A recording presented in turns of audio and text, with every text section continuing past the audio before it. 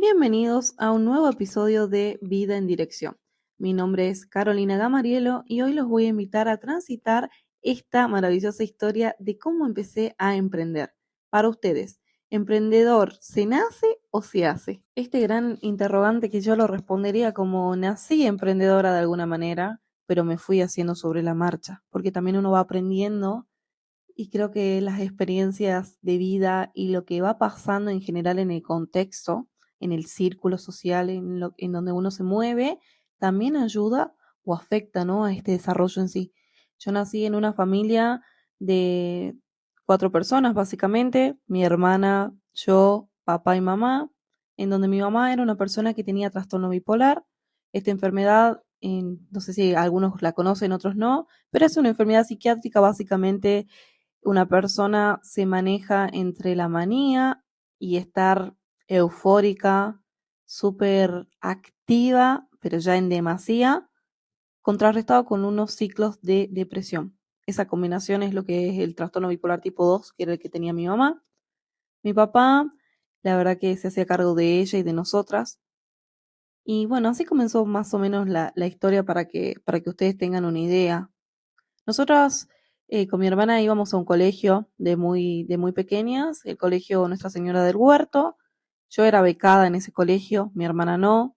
Mi papá venía de alguna manera, estar en el mundo empresarial. Después en su momento se fueron a la quiebra. Y bueno, ahí fue cuando realmente se tuvo que replantear a ver qué hacer, ¿no? Mi mamá trabajaba en la caja de jubilaciones de la provincia de Salta. La verdad que una mujer amante de la moda, súper responsable, una persona que tenía como muchos proyectos por delante, con muchísimo empuje. Y cuando a ella la jubilan por discapacidad, es como que todo se va, no sé si a la ruina, al fondo, como quieran decirles, pero todo se vino cuesta abajo. No solamente para ella, sino también para mi papá. Esperaban con ansias de que salga la jubilación para poder tener como ese sostén económico, y eso demoró varios años. A todo esto mi papá estaba sin trabajo, así que se las ingenió para hacer humitas y empanadas y venderlas desde acá, desde el domicilio, hacer entregas. Eso fue lo que él hizo en su momento para poder darnos de comer. Pero sí, habían épocas que eran demasiado difíciles y demasiado duras, épocas en las cuales no se vendía, épocas en las cuales no tenía para comprar los insumos para poder cocinar y vender. Y me acuerdo que él le iba y le pedía a su primo, un primo que tenía más o menos acá 10, 15 cuadras, en un barrio muy cercano, para ver si él le podía regalar pan. Él le regalaba pan, magdalenas, en cosas del día anterior o de 2 días anteriores, y nosotros a veces tomábamos té al mediodía, a la noche. Ese era nuestro almuerzo, cena, merienda, todo. La verdad que es como que en ese momento yo no había dimensionado la magnitud de estas cosas que estaban pasando. Era normal, era como vivíamos dentro de todo en un barrio de la zona sur, muchos estaban pasando por lo mismo, no era como la gran excepción nosotros. Y era costumbre, ¿no? En ese entonces uno, antes de invitar a comer a alguna amiguita del colegio o algo, siempre había que preguntarle a los padres, porque no es como, ay, bueno, puede ir a mi casa y ya la persona iba y listo. Había veces que no había para comer, entonces todo eso se arreglaba, ¿no? Como que primero se conversaban entre los padres. Uno tenía que tener como esa conciencia de no invitar por invitar, aunque no sé si ahora se sigue viendo exactamente lo mismo, pero en su momento yo me acuerdo que mi papá, así sea que tenía un plato de arroz, si yo llevaba a alguien, listo, ese plato de arroz se dividía en dos, en cuatro, en seis, en lo que sea. Y a pesar de no tener, siempre hizo como lo posible para compartir y para que no nos sintamos incómodos de alguna manera. Bueno, ahora que ya los puse en contexto, voy a poder seguir con la historia, con el relato de la historia. Papá vendía entonces humitas, empanadas, hacía todo lo posible para darnos la mejor calidad de vida dentro de sus posibilidades, obviamente, con las herramientas que tenía. Él lo hizo. Obviamente uno notaba la falta. Yo hablaba mucho con él. La verdad que yo lo admiraba un montón. Veía cómo él se cargaba tantas cosas al hombro. Sobre todo esto, ¿no? De tener que sostener la familia por ser hombre, por ser la cabeza de familia y encima tener que lidiar con la enfermedad de mi mamá y lidiar con todas nuestras peticiones y caprichos que teníamos como nenas, porque era así.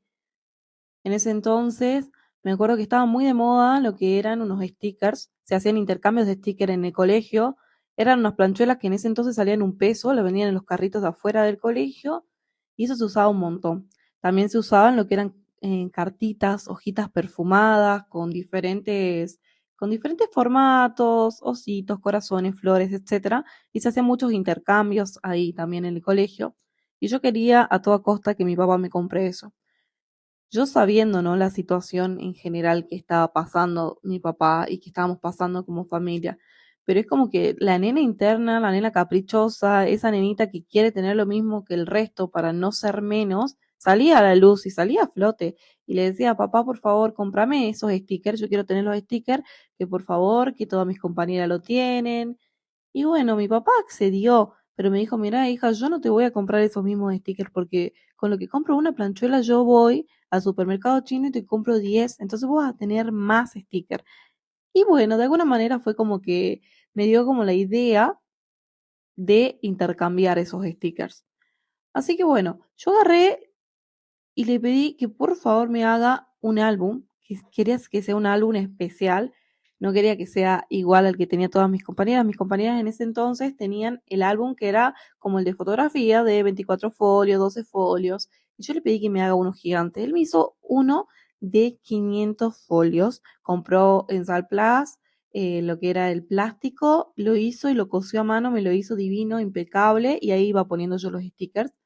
El tema era que mis compañeras tenían todas los mismos stickers porque eran exactamente las mismas figuras, los mismos personajes que se vendían afuera del colegio y yo tenía esos stickers diferentes porque los que se vendían en los chinos, primero que eran de una calidad mucho más, a ver, no quiero, no quiero decir lo que suene feo, pero bueno, una calidad inferior. La verdad que eran una calidad inferior, eran muy delgaditos, no tenían muy buen pegamento en sí. Yo lo supe valorar en el momento que mi papá me los dio y se me ocurrió de alguna manera, no sé si inducida por él o si fue idea mía, porque la verdad que pasaron tantos años, les estoy hablando de hace como, no sé, 23, 24 años atrás, por ahí la memoria tiene sus fallas, pero empecé a intercambiar los stickers. Yo sabía que nadie lo tenía, entonces yo los empecé a cotizar en bolsa, como quien se dice. Agarré un sticker que yo tenía, lo cambiaba por 5, por 10, a veces un solo sticker por una planchuela completa. Y así empecé a armar una especie de monopolio en donde yo hacía intercambios de stickers, mis stickers que eran los más baratos, pero que nadie podía acceder a eso, o en realidad creo que no sabían cómo acceder porque era como otro sector en el que nosotros comprábamos, que no era donde accedían todas mis compañeras, que era afuera del colegio, no era ahí.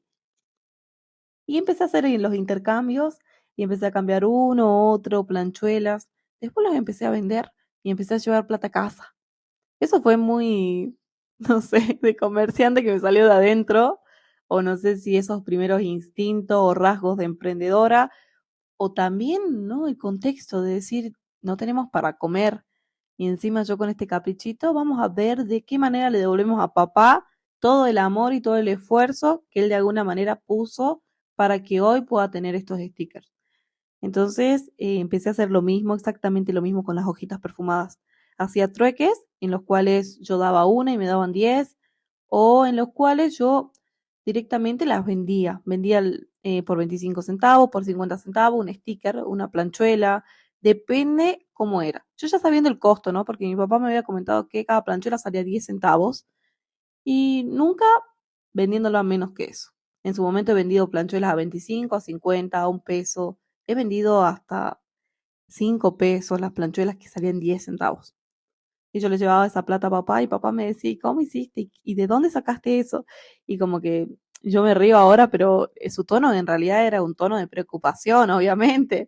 Su nenita de 8 años trayéndole plata y él no sabía de dónde había sacado yo esa plata.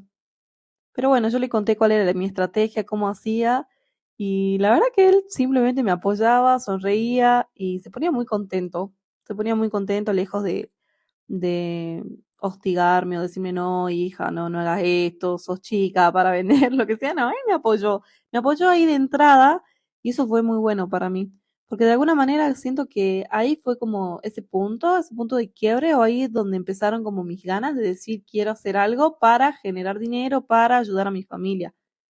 Es muy loco porque teniendo esa edad uno preocupado, ¿no? Por los ingresos, por ver de que de verdad uno pueda comer un plato de comida en vez de tomar té, que no está mal tomar té. Hay veces que las situaciones familiares te llevan a ese tipo de cosas. Hay gente que hoy por hoy no tiene ni siquiera para tomar ese té. Así que yo valoro un montón lo que ellos hicieron y la manera en la que lo hicieron en su momento, porque con las herramientas que tuvieron era lo que podían hacer, ni más ni menos, pero sí siento que eso fue lo que me forjó, lo que me marcó para arrancar en todo esto, en todo este camino. Más adelante con mi hermana Anto nos incursionamos en el mundo de la joyería. Les pedimos que compren unas mostacillas, lo que era también algunas tanzas, ganchitos. Empezamos a hacer pulseras. Con mi hermana estaba muy de moda en ese momento. Empezamos a hacer pulseritas con estos insumos, también aros, y vendíamos en el barrio. Nos parábamos afuera de la iglesia que hay en el barrio bancario y ahí vendíamos con mi hermana. Mi papá empezó a ver el negocio ahí, ¿no? Porque él muy atento y siempre apoyándonos, pero vio que había un negocio. En ese entonces la venta de humitas y empanadas había bajado un montón, estaba la situación bastante crítica y es como que papá nos dice, chicas, yo voy a ser su socio. Y nosotros no, y como que al principio estábamos ahí como queriendo llorar, reprochando todo, y después fue como que dijimos, bueno, papá, está bien. Y me dice, yo necesito que ustedes me enseñen cómo se hacen las pulseras. Así las hacemos y las vamos a vender. Y él nos explicaba la situación que estábamos pasando, obviamente, que era muy necesario. Entonces, no era que mi papá nos iba a explotar a nosotras, lejos de ello. Mi papá se iba a poner a hacer las pulseras con nosotras. Le mostramos cómo era. Ay, no, para que mi papá empezó a armar otro tipo de flores. Era muy creativo él y se le daba muy bien todo lo que era como el arte manual. Y después dice, bueno, tenemos que hacer así, si ponemos dos agujas se hace más rápido. Y él empezó a hacer las pulseritas, armaba combinaciones divinas.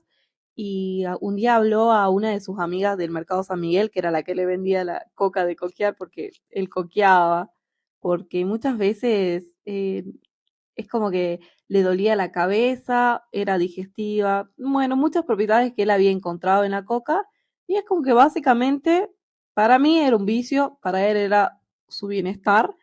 Entonces, mi papá hizo una amiga, esa amiga que hizo ahí era una señora muy amable que nos dejó ponernos al lado de él. Estaba la señora vendiendo obviamente, vendía maíz, coca de coquear y un montón de otras cosas. Nosotras, mi papá al lado y nosotras al lado de mi papá. Nos pusimos ahí con una especie de mobiliario exhibidor de pulseritas, que lo había inventado él, que lo había hecho él en madera, le había cruzado unas tanzas, las había atornillado y ahí colgábamos todas las pulseritas. Estaban colgadas una a una esas pulseras y todas salían a un peso. El trato que teníamos con papá era, por cada pulsera que se venda, ustedes van a tener 5 centavos de comisión. Y 95 centavos iba para el bolsillo familiar, básicamente, porque era para comprar lo que sería comida, por ahí artículos de limpieza, zapatillas para nosotras, las cosas que necesitábamos, básicamente. Así que bueno, así arrancamos. Y así, siendo unas nenas con 7 y 8 años, empezamos a vender ahí en el mercado nuestras primeras pulseritas. La gente, la verdad que no sé si se enternecía de nosotras y nos veía ahí que estábamos con papá y que la estábamos remando porque lejos de verlo como una explotación infantil, creo que la gente se enternecía. Y nosotros estábamos re conscientes de que ya lo estábamos haciendo en su momento por nuestra cuenta para nosotras, pero que ahora era hora de ayudar a la casa porque era lo que se necesitaba, ¿no?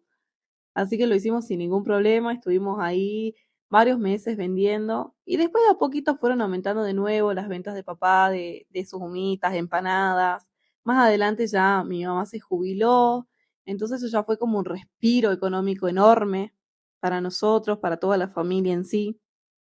Mi mamá Liliana hacía como podía, obviamente por su enfermedad que era muy limitante, no podía administrar el dinero de la mejor manera, pero más adelante, por el fallecimiento de uno de los familiares de mi papá, recibe una pequeña parte de una herencia y se puede comprar lo que sería una licencia de taxi y un auto usado, y él empezó a trabajar de taxista.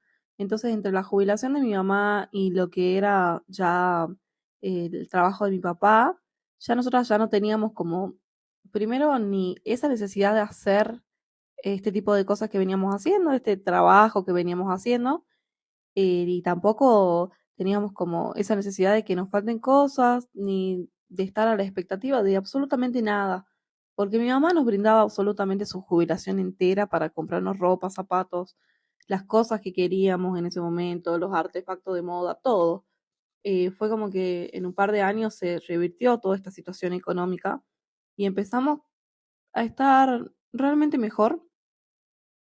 Nosotras ya en el colegio ya no era lo mismo, ¿viste? Ya no teníamos que comprar lo más barato ni recurrir a los chinos, aunque cierta originalidad tenían esas cositas, ¿no? Y como que el cariño siempre quedó, así que por ahí le pedíamos a papá que nos compre ese tipo de cosas. Así que bueno, así fue como más o menos se fue desencadenando. Acá yo ya le estoy hablando de más o menos 10 años, 10 12 años de edad. Esa era la edad que teníamos, yo 12 y capaz mi hermana 11. Nosotras vivíamos en un barrio de la zona sur llamado Barrio Bancario. En este barrio teníamos muchos amigos y muchas amigas. Salíamos a jugar siempre. Y creo que esta actitud de ganar o de comercializar siempre quedó. Porque mi papá me acuerdo que me enseñó a jugar al trompo y también me enseñó a jugar a las bolillas. Se ve que mi papá parece que quería tener hijo varoncito. Pero bueno, él siempre nos enseñaba estas cosas que para mí eran súper divertidas, súper nutritivas. No lo veíamos como algo, ay, este juego de varón, este juego de nena. No, nosotros jugábamos con todos nuestros amigos y nuestras amigas y se jugaba entre todos. No había esa diferenciación de, ay, bueno, las nenas vayan a jugar a las Barbie, aunque les digo que me encantaba jugar a las Barbie, pero también me gustaba como hacerle frente a ciertos desafíos. En ese entonces, para mí era un desafío ganarle a los varoncitos del barrio. Y mi papá nos enseñaba en el patio, nos enseñaba cómo había que pulirle la punta al trompo, cómo había que enrollarlo, cómo había que tirar. Y bueno, así, un día cualquiera, como decirles este viernes, le caigo a casa a papá con una bolsa enorme de trompos. Y me dice, hija, ¿de dónde sacaste esto? Y ahí yo sentí como un déjà vu, como que esto yo ya lo escuché. Y fue cuando en su momento yo traje plata a la casa. Y me dice, ¿dónde sacaste todo esto? Y le digo, se lo gané a los chicos. ¿A quién le ganaste? A los chicos. Y me dice, ¿qué le ganaste a todos? A todos le gané, papá. Hice lo que vos me dijiste y le gané a todos. Y él se mataba de risa. Me decía, ay, estos changos, ¿cómo se dejan ganar? Decían así. Y yo sé, yo sé de mis propias fuentes de que no es que me dejaban ganar. O sea, yo les ganaba de verdad, digamos. Con todas las técnicas que me había pasado mi papá y con todo lo que yo practicaba, les gané. Y así me pasó lo mismo. Terminé con tarros llenos, llenos, llenos de bolille ganándole. Y es como que siempre veía esa oportunidad, ¿no? Esa oportunidad de, bueno, mira, vos estás haciendo esto, estás fallando en esto, o tal cosa, y de tomar el control de alguna manera. Porque a simple vista era un juego, pero me estaba ayudando a crecer. Esos jueguitos a mí me ayudaban a crecer y también a saber de que yo podía, ¿no? De que de alguna manera, no importaba que yo sea nena, que sea mujer, como se hablaba en esa época, que yo también podía jugar, que yo también podía ganar, que podía participar. No siempre se gana, obviamente, pero bueno, perdón chicos, pero yo les gané en todos los juegos y estoy súper orgullosa y contenta. Hasta el día de hoy creo que me quedan algunas de esas bolillas que he ganado en esos partidos. Y después mi papá, un tremendo, porque él me consiguió unos terones que eran como los buloncitos de la rueda, no sé exactamente el nombre, pero eran de metal. Con esas bolitas ganaba todo, o sea, absolutamente todo. Y eso se lo regalaban sus mecánicos amigos de confianza. Entonces ya de ahí era como, era un plus, porque siento que mi papá se preocupaba por, no sé, abastecerme con los elementos básicos que necesitaba para ganar. En ese entonces fueron esas bolillas, en su momento se iba a buscar una buena madera para los trompos, siempre se las ingenió, muy artístico él también hacía unos fideos caseros que nada les puedo contar de ricos, y él se inventó una especie de secador de fideos que hoy por hoy existe, yo no puedo creer, si él lo hubiera patentado en su momento, ya seríamos mega millonarios, calculo porque él lo inventó, yo sé que él lo inventó, yo me acuerdo cuando él dijo, a ver cómo voy a hacer, no me gusta que el fideo esté en la mesa, y lo hizo y era como una especie de tender, pero vertical, que no existía en esa época. Ahora yo lo veo, que todo el mundo lo tiene, pero en esa época, 23 años atrás, eso no estaba. Así que bueno, de familia súper, súper emprendedora. Y bueno, todo esto, el otro día hablando con mi prima me contaba que mi mamá era igual, que mi mamá era una persona súper para adelante, una persona que quería emprender, una persona que amaba la moda. Entonces ahora yo de alguna manera entiendo por qué amo tanto la moda o de dónde me viene eso. Mi mamá era la típica que se vestía con trajecitos, que combine la falda con el blazer o el pantalón con el blazer y con estiletos. Muy hermosa ella y siempre para adelante. Ella siempre soñó también con tener una boutique de ropa de niños. Mucho tiempo también vendió ropas, estuvo en Mary Kay trabajando en la parte cosmética, a un pelín de ganarse el auto, y así también como arriesgó todo en su momento, así también perdió. Casi gana un auto y final terminó perdiendo su auto. Pero bueno, creo que son cosas que uno por ahí hace. Yo soy así también, ¿no? En los negocios y en la vida en general soy una persona súper arriesgada.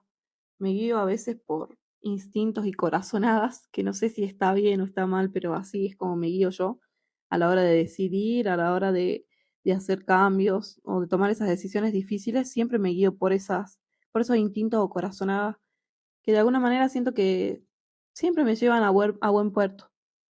Yo nunca pierdo, a veces digo, porque cuando algo no va bien, yo aprendo. Y cuando algo va bien, buenísimo, de 10 porque uno se guía por esa corazonada y es como que va alineado, ¿no? Pero muchas veces me he equivocado y me he arrebatado en ciertas decisiones, en ciertas cosas que sí, te llevan a aprender, simplemente aprender. Y ahí ya depende de uno, ¿no? Es decir, aprendo, tomo esta experiencia como aprendizaje o directamente la paso de largo y la repito un montón de veces hasta que la entienda de que algo de acá tengo que aprender. Bueno, sigamos con la historia. Meto un poco acá también lo que es la vida personal y lo que fue el trayecto en sí, porque siento que todo es parte, ¿no? Es parte de un todo, que es parte de la experiencia en sí, y que todas estas condiciones, tanto sociales, económicas, familiares, todo tuvo que ver con todo, y todo tiene que ver con todo en realidad. Les cuento que, aunque muy duro para mí, a los 14 años de edad perdí a mi papá. Esa figura ideal, esa figura tan linda que yo tenía, lo admiraba tanto. Y mi hermana tenía 13 años. Yo soñaba con entrar a mis 15 años de la mano de mi papá, con un vestido. Eso no pudo ser. Al final me acuerdo que terminé festejando en el patio de mi casa, algo tranquilo, lo que fueron mis 15 años, ya sin él.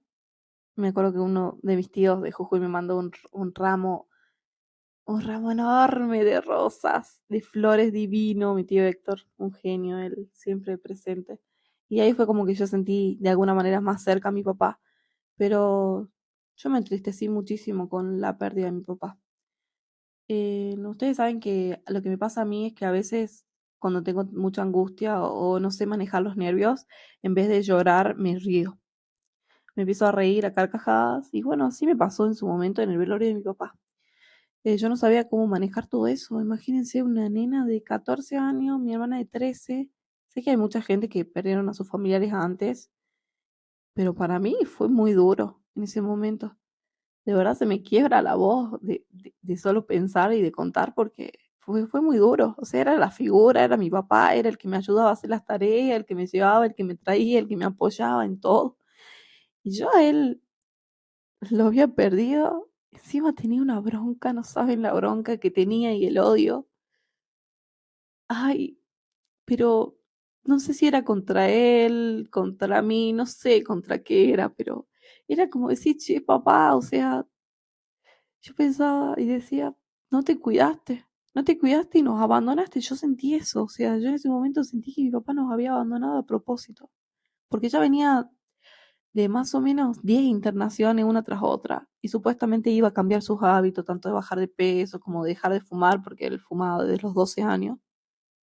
Y eso nunca ocurrió. Y en una de esas últimas internaciones, que fue ya cuando iba a expirar, yo ya sentí algo diferente porque yo sabía que era como que entraba y que no iba a salir. Estuvo como 16 días en coma él. Terminó muriendo obviamente de un paro, que es el diagnóstico que te dan al último. Cualquier médico, cualquier persona que termina con, obviamente le deja de funcionar el corazón.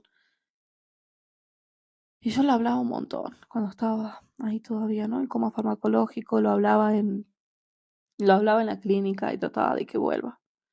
Y yo no me sentía capaz de poder seguir con la vida adelante, no me sentía capaz de poder a los tempranos 14 años de edad hacerme cargo de mi mamá que estaba enferma y todo lo que quedaba, ¿no? Porque mi papá falleció y no solamente falleció, también dejó deudas, dejó compromisos, dejó un montón de cosas.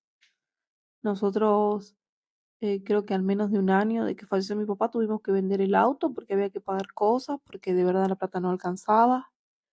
Y de alguna manera el círculo comenzó de nuevo ahí, ¿no? Empezamos a vivir de vuelta lo que habíamos vivido a los 7, 8 años de edad con mi hermana, solamente con la diferencia de que ahora éramos nosotras las que nos teníamos que hacer cargo de mi mamá. Ya no estaba mi papá, pero gracias a Dios había una tía, mi tía Mariela, que ella nos ayudó un montón. Nos ayudó también a centrarnos y a aprender un montón de cosas. Ella la amaba a su hermana de una manera tan linda que por hoy yo creo que así, de esa misma manera, amo a mi hermana. Y siempre digo, sos mi única hermana del mundo.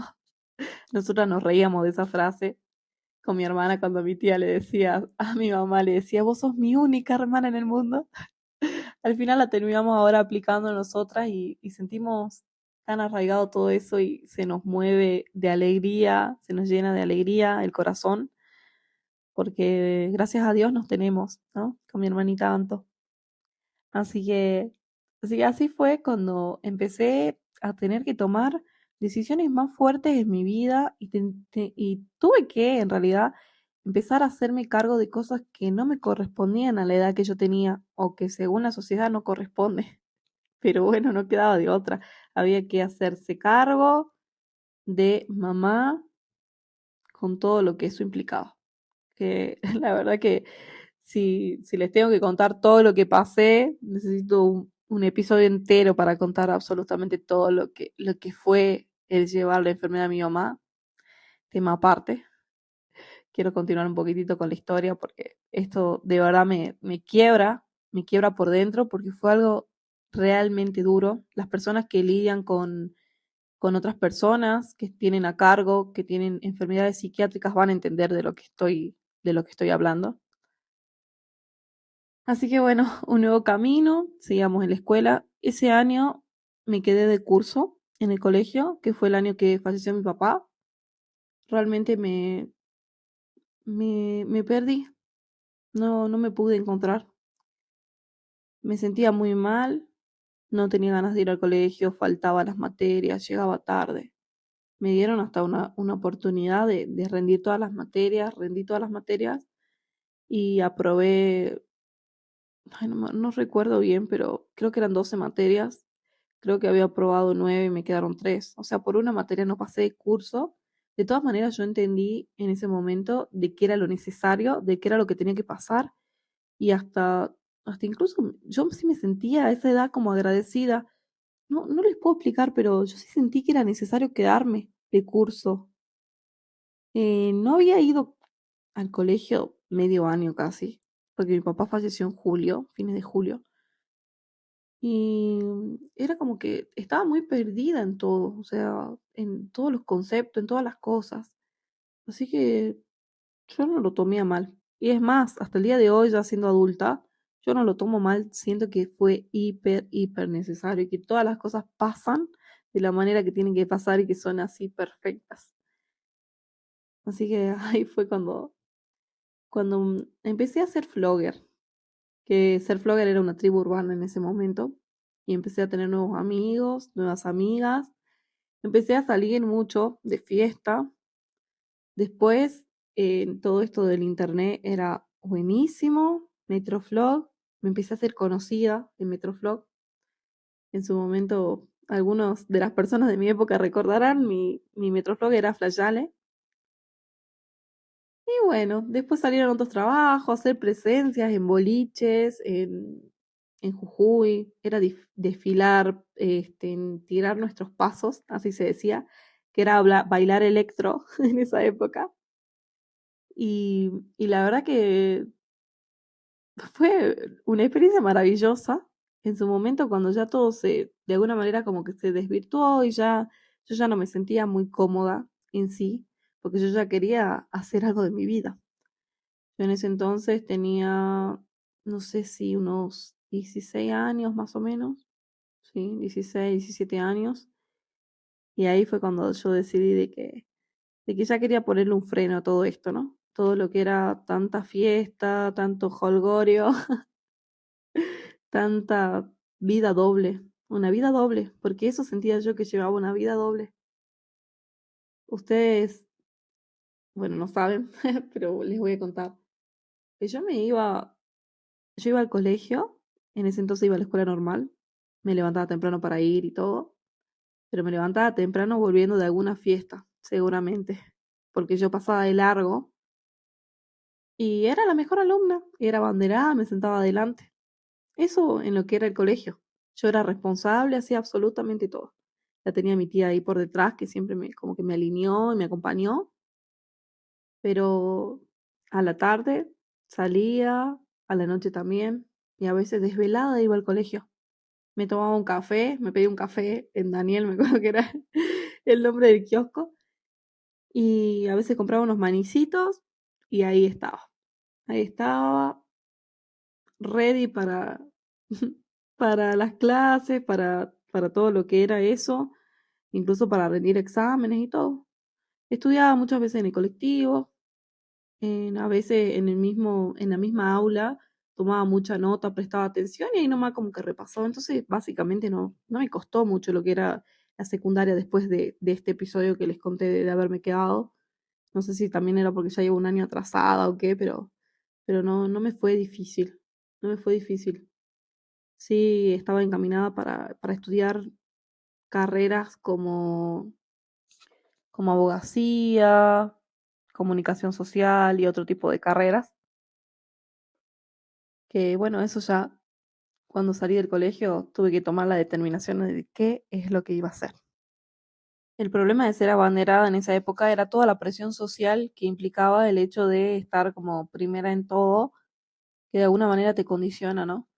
En mi caso, mi tía quería que estudie abogacía, mi familia quería que estudie para contabilidad, a mí me gustaba la comunicación social. En realidad lo que yo siempre amé era ser diferente, vestirme diferente y me encantaba la moda, pero no encontraba en ese entonces un lugar donde yo pueda estudiar. Aparte, como les comenté, ya nuestros recursos económicos eran bastante limitados. En ese entonces nos sosteníamos básicamente de lo que era la jubilación de mi mamá. Así que fue muy complicado para nosotros, va, además para mí en realidad, como decidir qué iba a estudiar. Tampoco era una opción el hecho de decir me tomo un año sabático porque tipo hay que traer plata a la casa y también hay que lidiar con la enfermedad de mamá, con todos sus arranques, sus idas, sus vueltas y todo lo que se implicaba. Así que de una, sin pensarlo mucho, me puse a averiguar, a ver, universidad pública, obviamente, porque para pagar una universidad privada no teníamos, a ver qué carreras se alineaban o se adecuaban a lo que yo quería estudiar. Bueno, dentro de esa larga lista de carreras posibles, salió la de comunicación social. Así que bueno, yo súper entusiasmada, le conté a mis amigas, a mi familia, todo que yo iba a estudiar comunicación social. La verdad que la cara que me ponían todos fue como de, como, bueno, tampoco podía estudiar otra cosa. Dentro de las cosas que yo quería estudiar, la mayoría estaban como en universidades privadas o hasta incluso en otras provincias. Así que yo me decidí por eso. Muy contenta, me fui a la Nacional de Salta, me inscribí y comencé con el curso de ingreso universitario, con el SIU. Ese primer mes yo no les puedo explicar lo ignorante, lo porra, lo devastada, lo vulnerable, lo insignificante que yo me sentí. Tengo para darle, no sé, muchísimos, muchísimos, ¿cómo sería? No sé, ay, como calificativos negativos al cómo yo me sentía en ese momento, porque de verdad me sentía nada, me sentía insignificante, sentía como que lloraba por dentro, lloraba por fuera, sentía que no era mi lugar, que no entendía absolutamente nada, me sentía una porra en otras palabras, de verdad yo sentí que no entendía, no era mi lugar.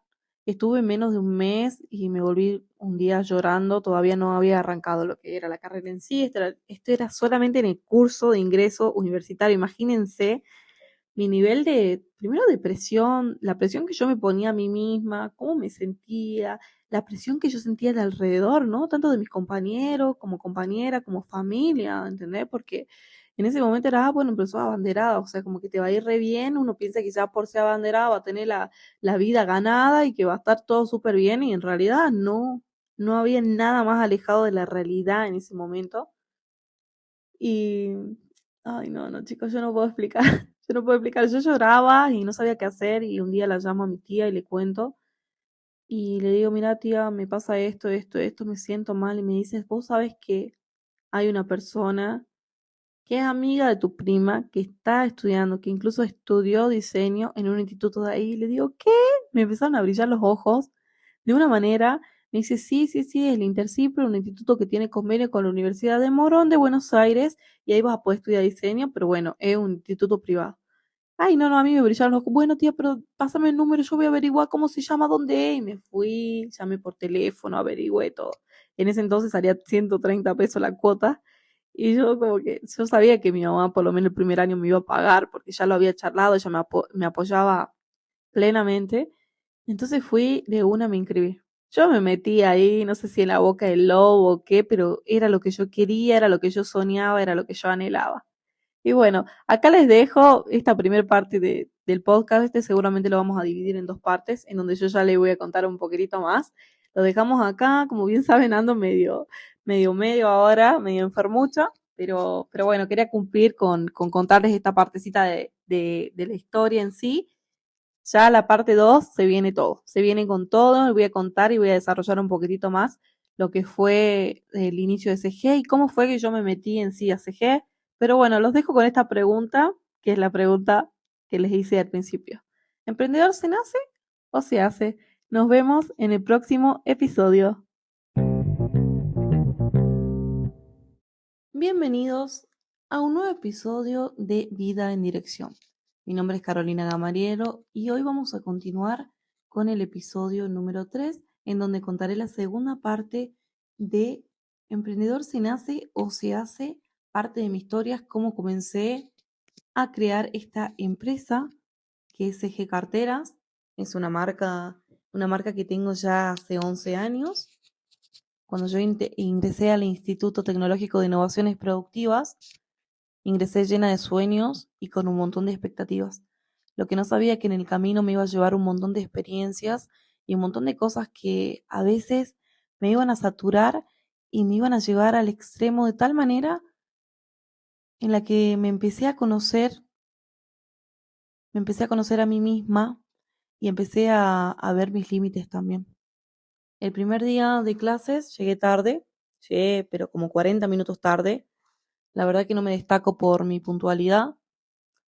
Realmente es una de las cosas que me cuesta mucho en la vida, el hecho de ser puntual. Y no es que no valore el tiempo de los demás, porque de verdad los valoro, sino que hay algo en mi cerebro o en mi cabecita que calcula mal los tiempos.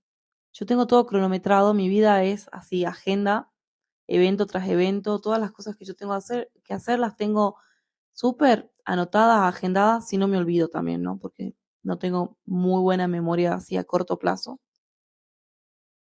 Pero los tiempos es algo que no calculo, que no estimo. pero en el caso de la carrera, sí estimaba que quería hacerla en tiempo y en forma, por una cuestión meramente económica. La cuota no era nada barata, eran 3 años de carrera más un año de tesis, y yo lo quería cumplir al pie de la letra. Sabía que iba a poder estar limitada en cuanto a recursos económicos, porque para que se den una idea, la carrera de diseño de indumentaria en ese momento, no sé ahora cómo será, pero entre los materiales y la cuota varía lo mismo que lo que es hoy estudiar arquitectura en una universidad privada. Son muchos materiales los que hay que comprar, hay que coser, hay que tener máquina, hay que llevar a modista, hay que hacer moldes, las telas, los adornos que se le pone a los vestidos o a las prendas que se hacen, los cartones que utilizamos tanto para hacer el dibujo del figurín, que es como si fuera un modelo o una modelo, en donde se monta el vestido o el vestuario que uno quiere poner de acuerdo a las temáticas. La primera clase nos dieron como una charla introductoria en donde nos presentamos y básicamente, de alguna manera, cada uno se presentó y yo estaba muy contenta por poder realizar mi sueño, por al fin, esta vez, estudiar lo que quería, porque como les contaba en la primera parte del episodio, el hecho de sentirme una porra en comunicación social y no poder sobrellevarlo es algo que sí me bajoneó, de alguna manera me frustró, pero a la vez me empujó y me motivó a tomar una decisión. Yo tomé la decisión de estudiar lo que realmente yo quería, lo que yo soñaba y lo que yo anhelaba. Y yo sabía que así iba a sentir que cuando yo me reciba y cuando yo esté como en esa plenitud de decir, lo logré, iba a poder trabajar de lo que yo realmente quería trabajar. Iba a poder trabajar de y con mi sueño en paralelo. Eso era lo que yo pensaba en ese momento. Siempre, siempre se está diciendo esa frase que ya no sé si está trillada, pero como si uno trabaja de lo que ama, no trabajará ni un solo día de su vida. Yo estoy o estuve de acuerdo con esa frase mucho tiempo, aunque les puedo decir que ahora, cuando uno ama lo que hace y trabaja de eso, termina trabajando el doble o el triple, muchas veces y muchas horas. Y hay veces que se vienen torbellinos creativos y esas ganas de crear, de innovar mil cosas y los pensamientos que en la cabeza vuelan, vuelan, vuelan. A veces me cuesta bajarlo a papel, hasta el día de hoy pasó eso. Y bueno, yo soy una persona que soy como un torbellino, así como ustedes me ven, me escuchan, soy una persona muy activa que siempre tiene ganas de salir adelante y de hacer cosas nuevas. No soy una persona que se aburre fácil de las cosas en sí. Por lo general tiendo a sostener las cosas que de verdad amo y me gustan. Cuando yo dejo alguna actividad o alguna cosa es porque realmente no me gusta o pasó algo que hizo que yo me desvincule de alguna actividad. Esto también aplica para personas. De algunas personas también me desvinculo por estos mismos motivos. Y bueno, el hecho de empezar diseño para mí fue genial. Una de las primeras entregas que nos hicieron hacer era elegir un animal y hacer como una colección inspirada. Yo en su momento hice el gorila, me acuerdo, y ahí se empezó a desatar la creatividad, no se imaginan, de una manera. Tenemos que hacer como atuendos súper exagerados siguiendo esta temática. Y así, bueno, diferentes materias, aprendimos de moldería. Me acuerdo que moldería era una de las materias que más me costaba. Moldería básicamente se trata de hacer moldes, que son los patrones que luego se van a usar para poder hacer las prendas, ¿sí? La ropa. Y ya cerca del segundo año o fines del primero, nos pidieron que hagamos una entrega de una cartera. Yo la verdad que a mí no se me daba muy bien el tema de la moldería y en sí nunca en la vida se me había ocurrido hacer una cartera. Porque yo tenía compañeras que sí manejaban las máquinas de coser y las manejaban muy bien. Y en mi caso yo no manejaba para nada la máquina de coser, es más, me daba miedo, me daba esa adrenalina, me agarraba como una puntada así en el pecho, que tenía miedo de pisar el pedal, de agujerearme el dedo. Yo tenía una máquina en ese entonces, que era una máquina de mi bisabuela, que era una máquina de 1914, era una Singer, esas con mesita y una patita divina, pero bueno, como que siempre tuve miedo, si bien mi abuela en su momento me quiso enseñar cuando yo era chica, nunca me animé a pisar la máquina. Es más, me acuerdo que mi hermana sí se animaba más que yo, era como que yo quería y a la vez no me animaba, pero miren esta cosa que se me está viniendo a la memoria ahora, me acordé que esto fue de muy chica, 6, 8 años, yo ya queriendo pisar una máquina de coser y empezar a armar ciertas cosas. Y quién lo diría que un par de largos años después esta situación se iba a dar y que hoy el diseño, las máquinas iban a formar parte de lo que es mi vida empresarial. Estaba desesperada, no se imaginan lo desesperada que yo estaba, porque era una materia que quería pasar, quería obviamente que me salga bien, con una buena nota, pero no entendía nada. Un día, volviendo, yendo para la parada del colectivo, tenía dos compañeras adelante, me acuerdo Dani y Denise. Hace poco me la crucé a Denise, una divina, después de tantos años me dice, Caro, ¿cómo andás? Y bueno, nos pusimos a charlar un poquitito. Ellas estaban adelante y yo había escuchado de que estaban haciendo un curso de marroquinería en la Fundación Roberto Romero. Entonces, yo digo, bueno, voy a averiguar. Les pregunté cómo era y me dice, mira, la cuota sale, no me acuerdo cuánto era en esa época, pero si el instituto salía 130 pesos, la cuota de ahí era, por decirles, 20 pesos. O sea, era muchísimo más barato que el instituto en sí. Entonces yo voy a, a lo que sería la Fundación Roberto Romero, hablo con la profesora y le digo, mira, yo no me quiero quedar al curso en sí, yo quiero que me enseñes a hacer una cartera. Necesito hacer una cartera porque te explico. Y ahí yo con todos los aires de superioridad y de, ay, bueno, estoy estudiando diseño de indumentaria, discúlpame. Les digo, mira, yo soy diseñadora de indumentaria, estoy estudiando diseño de indumentaria, tengo que hacer una cartera, la verdad que no tengo ni idea, le digo yo de cómo se hace, necesito que me enseñes, yo voy a pagar la cuota completa, pero yo lo único que quiero hacer es hacer una cartera para poder aprobar esta materia, que la verdad me cuesta un montón porque no entiendo nada, le digo. Y me dice, sí, sí, no te das problema, pero vamos a empezar con lo básico, así vos más o menos entendés. Bueno, cuestión de que ese mismo día que hablé, pagué la cuota, ya me quedé. Ese primer día comenzamos creo que haciendo, no sé si una cartera básica o una cartuchera, creo que fue.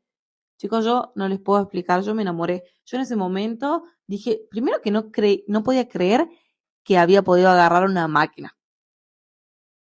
O sea, eso para mí era insólito, agarrar una máquina después de todo el miedo que yo tenía. Segundo, me empezó a agarrar una especie de presión y suelto, presión y suelto, presión y suelto, así en el corazón y en el cuerpo. Era como un tic-tac, tic-tac, tic-tac.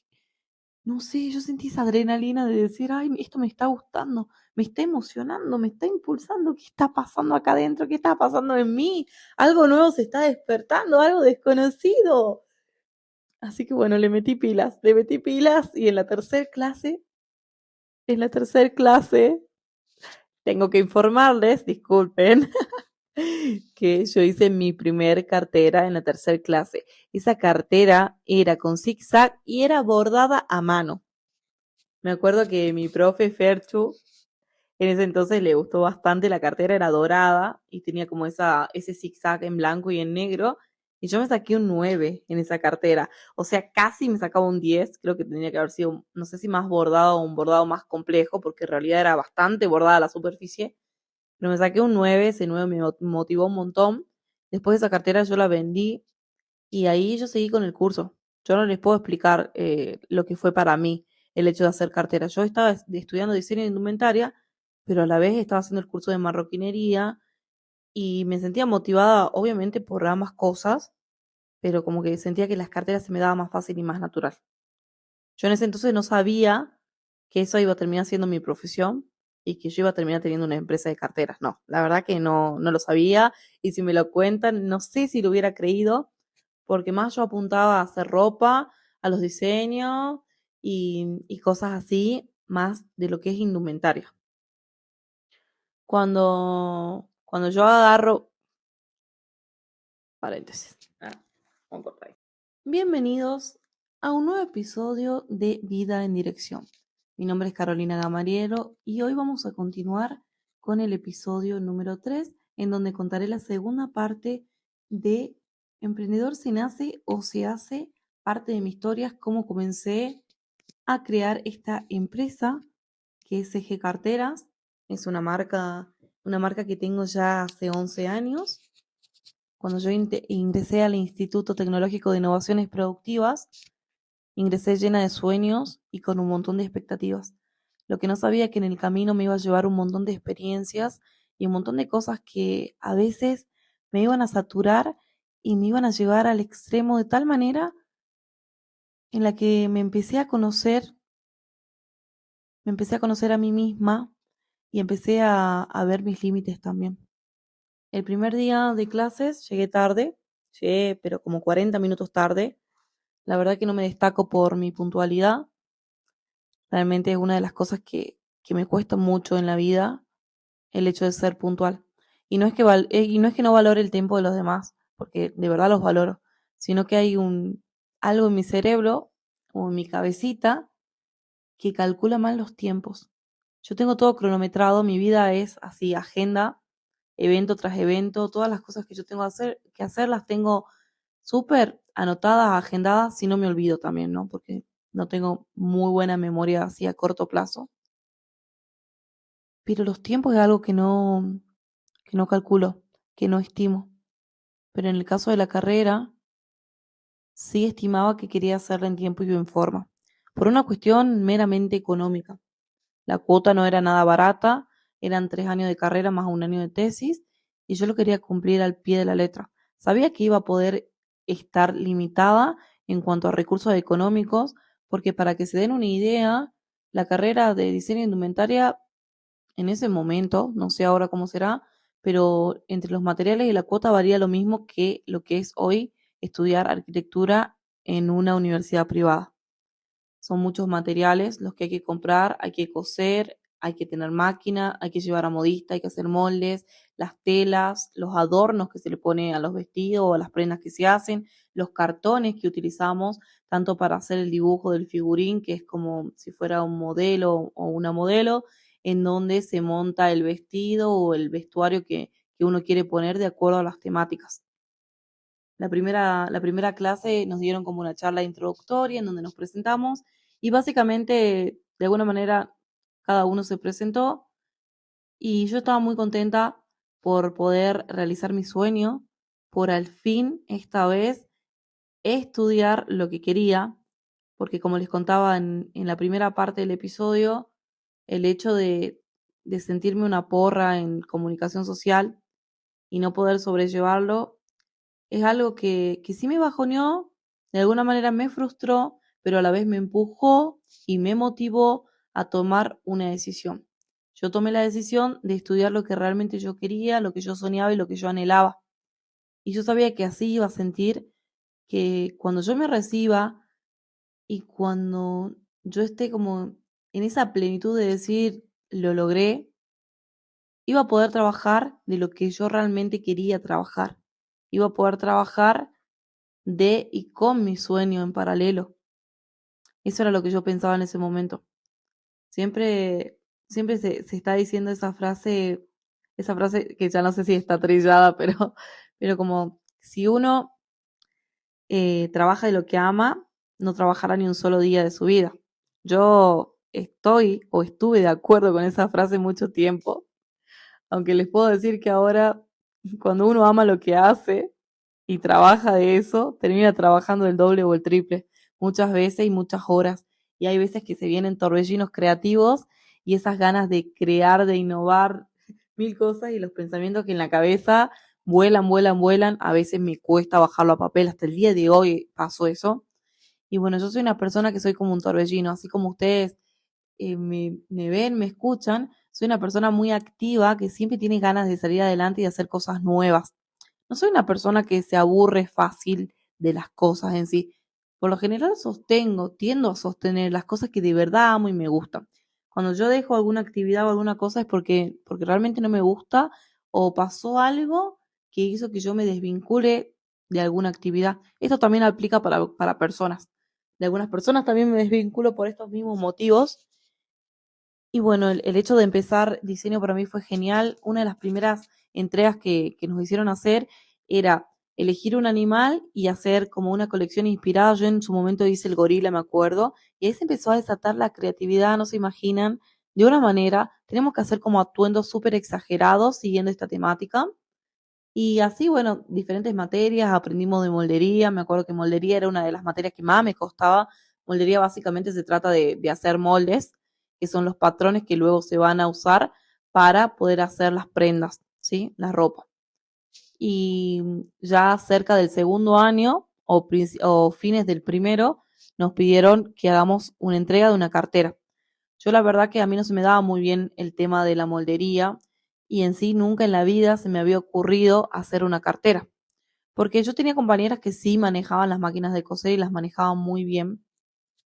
Y en mi caso yo no manejaba para nada la máquina de coser, es más, me daba miedo, me daba esa adrenalina, me agarraba como una puntada así en el pecho, que tenía miedo de pisar el pedal, de agujerearme el dedo. Yo tenía una máquina en ese entonces, que era una máquina de mi bisabuela, eh, que, que era una máquina de 1914, era una Singer, esas con mesita y una patita divina, pero bueno, es como que siempre tuve miedo. Si bien mi abuela en su momento me quiso enseñar cuando yo era chica, nunca me animé a pisar la máquina. Es más, me acuerdo que mi hermana sí se animaba más que yo. Era como que yo quería y a la vez no me animaba. Pero miren esta cosa que se me está viniendo a la memoria ahora, me acordé que esto fue de muy chica, 6, 8 años, yo ya queriendo pisar una máquina de coser y empezar a armar ciertas cosas. Y quién lo diría que un par de largos años después esta situación se iba a dar y que hoy el diseño, las máquinas iban a formar parte de lo que es mi vida empresarial. Estaba desesperada, no se imaginan lo desesperada que yo estaba, porque era una materia que quería pasar, quería obviamente que me salga bien, con una buena nota, pero no entendía nada. Un día, volviendo, yendo para la parada del colectivo, tenía dos compañeras adelante, me acuerdo Dani y Denise. Hace poco me la crucé a Denise, una divina, después de tantos años me dice, Caro, ¿cómo andás? Y bueno, nos pusimos a charlar un poquitito. Ellas estaban adelante y yo había escuchado de que estaban haciendo un curso de marroquinería en la Fundación Roberto Romero. Entonces, yo digo, bueno, voy a averiguar. Les pregunté cómo era y me dice, mira, la cuota sale, no me acuerdo cuánto era en esa época, pero si el instituto salía 130 pesos, la cuota de ahí era, por decirles, 20 pesos. O sea, era muchísimo más barato que el instituto en sí. Entonces yo voy a, a lo que sería la Fundación Roberto Romero, hablo con la profesora y le digo, mira, yo no me quiero quedar al curso en sí, yo quiero que me enseñes a hacer una cartera. Necesito hacer una cartera porque te explico. Y ahí yo con todos los aires de superioridad y de, ay, bueno, estoy estudiando diseño de indumentaria, discúlpame. Les digo, mira, yo soy diseñadora de indumentaria, estoy estudiando diseño de indumentaria, tengo que hacer una cartera, la verdad que no tengo ni idea, le digo yo de cómo se hace, necesito que me enseñes, yo voy a pagar la cuota completa, pero yo lo único que quiero hacer es hacer una cartera para poder aprobar esta materia, que la verdad me cuesta un montón porque no entiendo nada, le digo. Y me dice, sí, sí, no te das problema, pero vamos a empezar con lo básico, así vos más o menos entendés. Bueno, cuestión de que ese mismo día que hablé, pagué la cuota, ya me quedé. Ese primer día comenzamos creo que haciendo, no sé si una cartera básica o una cartuchera, creo que fue. Chicos, yo no les puedo explicar, yo me enamoré. Yo en ese momento dije, primero que no podía creer que había podido agarrar una máquina. O sea, eso para mí era insólito, agarrar una máquina después de todo el miedo que yo tenía. Segundo, me empezó a agarrar una especie de presión y suelto, presión y suelto, presión y suelto, así en el corazón y en el cuerpo. Y era como un tic-tac, tic-tac, tic-tac. No sé, yo sentí esa adrenalina de decir, ay, esto me está gustando, me está emocionando, me está impulsando, ¿qué está pasando acá adentro? ¿Qué está pasando en mí? Algo nuevo se está despertando, algo desconocido. Así que bueno, le metí pilas y en la tercer clase, tengo que informarles, disculpen, que yo hice mi primer cartera en la tercer clase. Esa cartera era con zigzag y era bordada a mano. Me acuerdo que mi profe Ferchu, en ese entonces le gustó bastante, la cartera era dorada y tenía como ese zigzag en blanco y en negro. Y yo me saqué un 9 en esa cartera. O sea, casi me sacaba un 10. Creo que tenía que haber sido, no sé si más bordado o un bordado más complejo, porque en realidad era bastante bordada la superficie. Pero me saqué un 9, ese 9 me motivó un montón.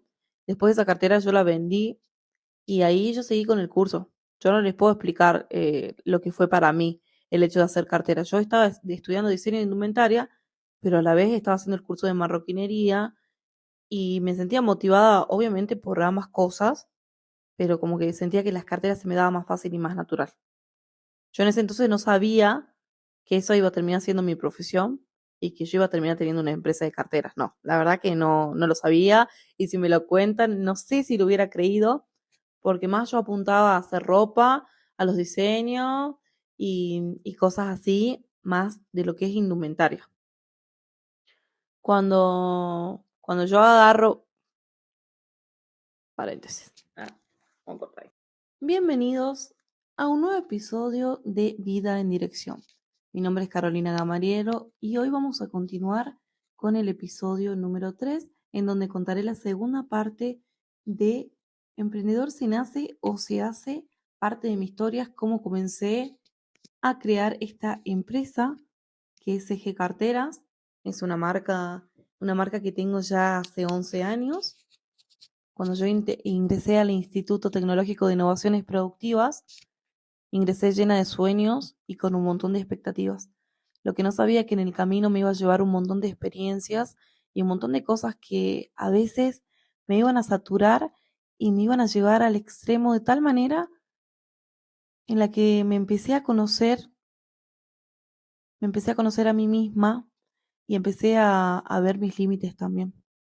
El primer día de clases llegué pero como 40 minutos tarde. La verdad que no me destaco por mi puntualidad. Realmente es una de las cosas que me cuesta mucho en la vida, el hecho de ser puntual. Y no es que no valore el tiempo de los demás, porque de verdad los valoro, sino que hay algo en mi cerebro o en mi cabecita que calcula mal los tiempos. Yo tengo todo cronometrado, mi vida es así, agenda, evento tras evento, todas las cosas que yo tengo que hacer las tengo súper anotadas, agendadas, si no me olvido también, ¿no? Porque no tengo muy buena memoria así a corto plazo. Pero los tiempos es algo que no calculo, que no estimo. Pero en el caso de la carrera, sí estimaba que quería hacerla en tiempo y en forma. Por una cuestión meramente económica. La cuota no era nada barata, eran 3 años de carrera más un año de tesis, y yo lo quería cumplir al pie de la letra. Sabía que iba a poder estar limitada en cuanto a recursos económicos, porque para que se den una idea, la carrera de diseño de indumentaria en ese momento, no sé ahora cómo será, pero entre los materiales y la cuota varía lo mismo que lo que es hoy estudiar arquitectura en una universidad privada. Son muchos materiales los que hay que comprar, hay que coser, hay que tener máquina, hay que llevar a modista, hay que hacer moldes, las telas, los adornos que se le pone a los vestidos o a las prendas que se hacen, los cartones que utilizamos, tanto para hacer el dibujo del figurín, que es como si fuera un modelo o una modelo, en donde se monta el vestido o el vestuario que uno quiere poner de acuerdo a las temáticas. La primera clase nos dieron como una charla introductoria en donde nos presentamos y básicamente, de alguna manera, cada uno se presentó y yo estaba muy contenta por poder realizar mi sueño, por al fin, esta vez, estudiar lo que quería, porque como les contaba en la primera parte del episodio, el hecho de sentirme una porra en comunicación social y no poder sobrellevarlo es algo que sí me bajoneó, de alguna manera me frustró, pero a la vez me empujó y me motivó a tomar una decisión. Yo tomé la decisión de estudiar lo que realmente yo quería, lo que yo soñaba y lo que yo anhelaba. Y yo sabía que así iba a sentir que cuando yo me reciba y cuando yo esté como en esa plenitud de decir, lo logré, iba a poder trabajar de lo que yo realmente quería trabajar. Iba a poder trabajar de y con mi sueño en paralelo. Eso era lo que yo pensaba en ese momento. Siempre, siempre se está diciendo esa frase que ya no sé si está trillada, pero como si uno trabaja de lo que ama, no trabajará ni un solo día de su vida. Yo estoy o estuve de acuerdo con esa frase mucho tiempo, aunque les puedo decir que ahora, cuando uno ama lo que hace, y trabaja de eso, termina trabajando el doble o el triple, muchas veces y muchas horas. y hay veces que se vienen torbellinos creativos y esas ganas de crear, de innovar mil cosas y los pensamientos que en la cabeza vuelan, vuelan, vuelan. A veces me cuesta bajarlo a papel, hasta el día de hoy pasó eso. Y bueno, yo soy una persona que soy como un torbellino, así como ustedes me ven, me escuchan, soy una persona muy activa que siempre tiene ganas de salir adelante y de hacer cosas nuevas. No soy una persona que se aburre fácil de las cosas en sí. Por lo general tiendo a sostener las cosas que de verdad amo y me gustan. Cuando yo dejo alguna actividad o alguna cosa es porque realmente no me gusta o pasó algo que hizo que yo me desvincule de alguna actividad. Esto también aplica para personas. De algunas personas también me desvinculo por estos mismos motivos y bueno, el hecho de empezar diseño para mí fue genial. Una de las primeras entregas que nos hicieron hacer era elegir un animal y hacer como una colección inspirada. Yo en su momento hice el gorila, me acuerdo, y ahí se empezó a desatar la creatividad, no se imaginan, de una manera. Tenemos que hacer como atuendos súper exagerados siguiendo esta temática. Y así, bueno, diferentes materias, aprendimos de moldería. Me acuerdo que moldería era una de las materias que más me costaba. Moldería básicamente se trata de hacer moldes, que son los patrones que luego se van a usar para poder hacer las prendas, ¿sí? La ropa. Y ya cerca del segundo año o fines del primero nos pidieron que hagamos una entrega de una cartera. Yo la verdad que a mí no se me daba muy bien el tema de la moldería y en sí nunca en la vida se me había ocurrido hacer una cartera. Porque yo tenía compañeras que sí manejaban las máquinas de coser y las manejaban muy bien. Y en mi caso yo no manejaba para nada la máquina de coser, es más, me daba miedo, me daba esa adrenalina, me agarraba como una puntada así en el pecho, que tenía miedo de pisar el pedal, de agujerearme el dedo. Yo tenía una máquina en ese entonces, que era una máquina de mi bisabuela, eh, que, que era una máquina de 1914, era una Singer, esas con mesita y una patita divina, pero bueno, es como que siempre tuve miedo. Si bien mi abuela en su momento me quiso enseñar cuando yo era chica, nunca me animé a pisar la máquina. Es más, me acuerdo que mi hermana sí se animaba más que yo. Era como que yo quería y a la vez no me animaba. Pero miren esta cosa que se me está viniendo a la memoria ahora, me acordé que esto fue de muy chica, 6, 8 años, yo ya queriendo pisar una máquina de coser y empezar a armar ciertas cosas. Y quién lo diría que un par de largos años después esta situación se iba a dar y que hoy el diseño, las máquinas iban a formar parte de lo que es mi vida empresarial. Estaba desesperada, no se imaginan lo desesperada que yo estaba, porque era una materia que quería pasar, quería obviamente que me salga bien, con una buena nota, pero no entendía nada. Un día, volviendo, yendo para la parada del colectivo, tenía dos compañeras adelante, me acuerdo Dani y Denise. Hace poco me la crucé a Denise, una divina, después de tantos años, me dice, Caro, ¿cómo andás? Y bueno, nos pusimos a charlar un poquitito. Ellas estaban adelante y yo había escuchado de que estaban haciendo un curso de marroquinería en la Fundación Roberto Romero. Entonces, yo digo, bueno, voy a averiguar. Les pregunté cómo era y me dice, mira, la cuota sale, no me acuerdo cuánto era en esa época, pero si el instituto salía 130 pesos, la cuota de ahí era, por decirles, 20 pesos. O sea, era muchísimo más barato que el instituto en sí. Entonces yo voy a, a lo que sería la Fundación Roberto Romero, hablo con la profesora y le digo, mira, yo no me quiero quedar al curso en sí, yo quiero que me enseñes a hacer una cartera. Necesito hacer una cartera porque te explico. Y ahí yo con todos los aires de superioridad y de, ay, bueno, estoy estudiando diseño de indumentaria, discúlpame. Les digo, mira, yo soy diseñadora de indumentaria, estoy estudiando diseño de indumentaria, tengo que hacer una cartera, la verdad que no tengo ni idea, le digo yo de cómo se hace, necesito que me enseñes, yo voy a pagar la cuota completa, pero yo lo único que quiero hacer es hacer una cartera para poder aprobar esta materia, que la verdad me cuesta un montón porque no entiendo nada, le digo. Y me dice, sí, sí, no te das problema, pero vamos a empezar con lo básico, así vos más o menos entendés. Bueno, cuestión de que ese mismo día que hablé, pagué la cuota, ya me quedé. Ese primer día comenzamos creo que haciendo, no sé si una cartera básica o una cartuchera, creo que fue. Chicos, yo no les puedo explicar, yo me enamoré. Yo en ese momento dije, primero que no podía creer que había podido agarrar una máquina. O sea, eso para mí era insólito, agarrar una máquina después de todo el miedo que yo tenía. Segundo, me empezó a agarrar una especie de presión y suelto, presión y suelto, presión y suelto, así en el corazón y en el cuerpo. Era como un tic-tac, tic-tac, tic-tac. No sé, yo sentí esa adrenalina de decir, ay, esto me está gustando, me está emocionando, me está impulsando, ¿qué está pasando acá adentro? ¿Qué está pasando en mí? Algo nuevo se está despertando, algo desconocido. Así que bueno, le metí pilas y en la tercera clase, tengo que informarles, disculpen, que yo hice mi primer cartera en la tercera clase. Esa cartera era con zigzag y era bordada a mano.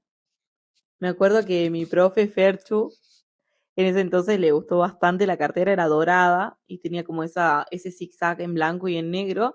Y yo me saqué un 9 en esa cartera. O sea, casi me sacaba un 10. Creo que tendría que haber sido, no sé si más bordado o un bordado más complejo, porque en realidad era bastante bordada la superficie. Pero me saqué un 9, ese 9 me motivó un montón. Después de esa cartera yo la vendí y ahí yo seguí con el curso. Yo no les puedo explicar lo que fue para mí el hecho de hacer cartera. Yo estaba estudiando diseño de indumentaria, pero a la vez estaba haciendo el curso de marroquinería y me sentía motivada, obviamente, por ambas cosas, pero como que sentía que las carteras se me daban más fácil y más natural. Yo en ese entonces no sabía que eso iba a terminar siendo mi profesión y que yo iba a terminar teniendo una empresa de carteras. No, la verdad que no lo sabía y si me lo cuentan, no sé si lo hubiera creído, porque más yo apuntaba a hacer ropa, a los diseños y cosas así, más de lo que es indumentaria. Cuando yo agarro, paréntesis, vamos a cortar ahí. Bienvenidos a un nuevo episodio de Vida en Dirección. Mi nombre es Carolina Gamariero y hoy vamos a continuar con el episodio número 3, en donde contaré la segunda parte de Emprendedor se nace o se hace, parte de mi historia, cómo comencé a crear esta empresa que es Eje Carteras. Es una marca que tengo ya hace 11 años. Cuando yo ingresé al Instituto Tecnológico de Innovaciones Productivas, ingresé llena de sueños y con un montón de expectativas. Lo que no sabía que en el camino me iba a llevar un montón de experiencias y un montón de cosas que a veces me iban a saturar y me iban a llevar al extremo de tal manera en la que me empecé a conocer a mí misma y empecé a ver mis límites también. El primer día de clases llegué pero como 40 minutos tarde. La verdad que no me destaco por mi puntualidad. Realmente es una de las cosas que me cuesta mucho en la vida, el hecho de ser puntual. Y no es que no valore el tiempo de los demás, porque de verdad los valoro, sino que hay algo en mi cerebro o en mi cabecita que calcula mal los tiempos. Yo tengo todo cronometrado, mi vida es así, agenda, evento tras evento, todas las cosas que yo tengo que hacer las tengo súper anotadas, agendadas, si no me olvido también, ¿no? Porque no tengo muy buena memoria así a corto plazo. Pero los tiempos es algo que no calculo, que no estimo. Pero en el caso de la carrera, sí estimaba que quería hacerla en tiempo y en forma, por una cuestión meramente económica. La cuota no era nada barata, eran 3 años de carrera más un año de tesis, y yo lo quería cumplir al pie de la letra. Sabía que iba a poder estar limitada en cuanto a recursos económicos, porque para que se den una idea, la carrera de diseño de indumentaria en ese momento, no sé ahora cómo será, pero entre los materiales y la cuota varía lo mismo que lo que es hoy estudiar arquitectura en una universidad privada. Son muchos materiales los que hay que comprar, hay que coser, hay que tener máquina, hay que llevar a modista, hay que hacer moldes, las telas, los adornos que se le pone a los vestidos o a las prendas que se hacen, los cartones que utilizamos, tanto para hacer el dibujo del figurín, que es como si fuera un modelo o una modelo, en donde se monta el vestido o el vestuario que uno quiere poner de acuerdo a las temáticas. La primera clase nos dieron como una charla introductoria en donde nos presentamos y básicamente, de alguna manera, cada uno se presentó y yo estaba muy contenta por poder realizar mi sueño, por al fin, esta vez, estudiar lo que quería, porque como les contaba en la primera parte del episodio, el hecho de sentirme una porra en comunicación social y no poder sobrellevarlo, es algo que sí me bajoneó, de alguna manera me frustró, pero a la vez me empujó y me motivó a tomar una decisión. Yo tomé la decisión de estudiar lo que realmente yo quería, lo que yo soñaba y lo que yo anhelaba. Y yo sabía que así iba a sentir que cuando yo me reciba y cuando yo esté como en esa plenitud de decir, lo logré, iba a poder trabajar de lo que yo realmente quería trabajar. Iba a poder trabajar de y con mi sueño en paralelo. Eso era lo que yo pensaba en ese momento. Siempre, siempre se está diciendo esa frase que ya no sé si está trillada, pero como si uno trabaja de lo que ama, no trabajará ni un solo día de su vida. Yo estoy o estuve de acuerdo con esa frase mucho tiempo, aunque les puedo decir que ahora, cuando uno ama lo que hace y trabaja de eso, termina trabajando el doble o el triple, muchas veces y muchas horas. Y hay veces que se vienen torbellinos creativos y esas ganas de crear, de innovar mil cosas y los pensamientos que en la cabeza vuelan, vuelan, vuelan. A veces me cuesta bajarlo a papel. Hasta el día de hoy pasó eso. Y bueno, yo soy una persona que soy como un torbellino, así como ustedes me ven, me escuchan, soy una persona muy activa que siempre tiene ganas de salir adelante y de hacer cosas nuevas. No soy una persona que se aburre fácil de las cosas en sí. Por lo general tiendo a sostener las cosas que de verdad amo y me gustan. Cuando yo dejo alguna actividad o alguna cosa es porque realmente no me gusta o pasó algo que hizo que yo me desvincule de alguna actividad. Esto también aplica para personas.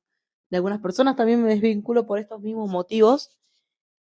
Y bueno, el hecho de empezar diseño para mí fue genial. Una de las primeras entregas que nos hicieron hacer era elegir un animal y hacer como una colección inspirada. Yo en su momento hice el gorila, me acuerdo, y ahí se empezó a desatar la creatividad, no se imaginan, de una manera. Tenemos que hacer como atuendos súper exagerados siguiendo esta temática.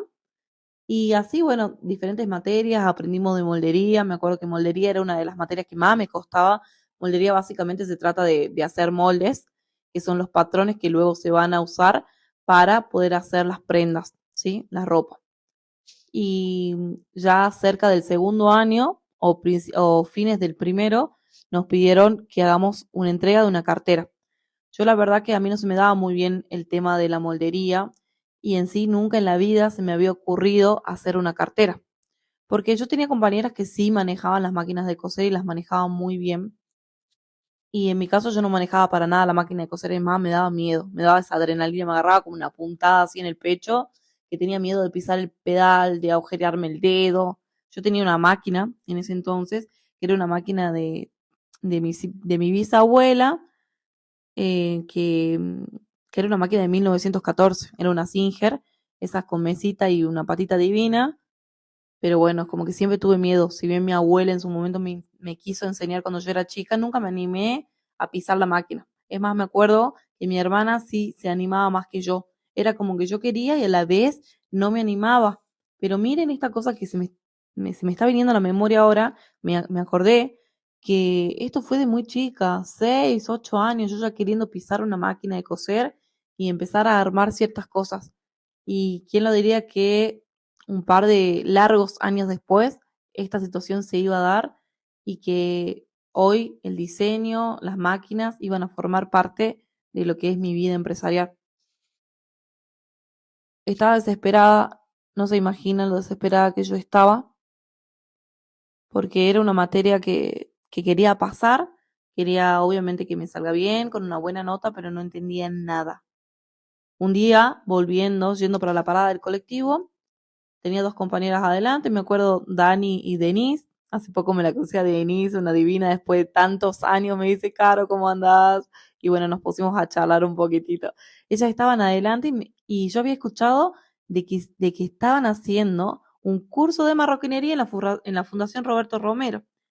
Entonces, yo digo, bueno, voy a averiguar. Les pregunté cómo era y me dice, mira, la cuota sale, no me acuerdo cuánto era en esa época, pero si el instituto salía 130 pesos, la cuota de ahí era, por decirles, 20 pesos. O sea, era muchísimo más barato que el instituto en sí. Entonces yo voy a, a lo que sería la Fundación Roberto Romero, hablo con la profesora y le digo, mira, yo no me quiero quedar al curso en sí, yo quiero que me enseñes a hacer una cartera, necesito hacer una cartera porque te explico. Y ahí yo con todos los aires de superioridad y de, ay, bueno, estoy estudiando diseño de indumentaria, discúlpame. Les digo, mira, yo soy diseñadora de indumentaria, estoy estudiando diseño de indumentaria, tengo que hacer una cartera, la verdad que no tengo ni idea, le digo yo de cómo se hace, necesito que me enseñes, yo voy a pagar la cuota completa, pero yo lo único que quiero hacer es hacer una cartera para poder aprobar esta materia, que la verdad me cuesta un montón porque no entiendo nada, le digo. Y me dice, sí, sí, no te das problema, pero vamos a empezar con lo básico, así vos más o menos entendés. Bueno, cuestión de que ese mismo día que hablé, pagué la cuota, ya me quedé. Ese primer día comenzamos creo que haciendo, no sé si una cartera básica o una cartuchera, creo que fue. Chicos, yo no les puedo explicar, yo me enamoré. Yo en ese momento dije, primero que no podía creer que había podido agarrar una máquina. O sea, eso para mí era insólito, agarrar una máquina después de todo el miedo que yo tenía. Segundo, me empezó a agarrar una especie de presión y suelto, presión y suelto, presión y suelto, así en el corazón y en el cuerpo. Era como un tic-tac, tic-tac, tic-tac. No sé, yo sentí esa adrenalina de decir, ay, esto me está gustando, me está emocionando, me está impulsando, ¿qué está pasando acá adentro? ¿Qué está pasando en mí? Algo nuevo se está despertando, algo desconocido. Así que bueno, le metí pilas y en la tercer clase, tengo que informarles, disculpen, que yo hice mi primer cartera en la tercer clase. Esa cartera era con zigzag y era bordada a mano. Me acuerdo que mi profe Ferchu, en ese entonces le gustó bastante, la cartera era dorada y tenía como ese zigzag en blanco y en negro. Y yo me saqué un 9 en esa cartera. O sea, casi me sacaba un 10. Creo que tendría que haber sido, no sé si más bordado o un bordado más complejo, porque en realidad era bastante bordada la superficie. Pero me saqué un 9, ese 9 me motivó un montón. Después de esa cartera yo la vendí y ahí yo seguí con el curso. Yo no les puedo explicar lo que fue para mí el hecho de hacer cartera. Yo estaba estudiando diseño de indumentaria, pero a la vez estaba haciendo el curso de marroquinería y me sentía motivada, obviamente, por ambas cosas, pero como que sentía que las carteras se me daban más fácil y más natural. Yo en ese entonces no sabía que eso iba a terminar siendo mi profesión y que yo iba a terminar teniendo una empresa de carteras. No, la verdad que no lo sabía y si me lo cuentan, no sé si lo hubiera creído, porque más yo apuntaba a hacer ropa, a los diseños y cosas así, más de lo que es indumentaria.